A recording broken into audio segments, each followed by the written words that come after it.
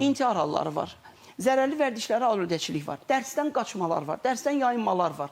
Onların ki, axı psixoloqa müraciət olunmayanda psixoloq onu məhduddur. O tapa bilməz onları. O səsə doğru gedir, siqnala doğru gedir. Buyurun Emin bəy. Əlavə Moydu ki, çox gözəl bir nüansa toxundu. Yəni biz yenə də gedib bir günah keçisi axtarırıq və psixoloqun üzərində yapışacaq. Məsələn, mən onun üçün dedim ki, əvvəldən məsələn, psixoloqla işləyəcək şagird sayı bir məktəbdə 1, 2, 5 və 10 ola bilər də. Yəni bu bayaq dediyi kimi şiddətə məruz qalmışdır və yaxud da evdə bunun ciddi bir problemi vardır və s. və s. Hətta hər sinifə bir psixoloq ayrılsa belə bu cür məqamlar aşkarlana bilər. O çözüm deyil. Bir də dövlətin bunu güclü dövlətlər də eləyə bilməz. Bu həm maddi, həm bunun yetişdirilməsi, kadr imkanları və s.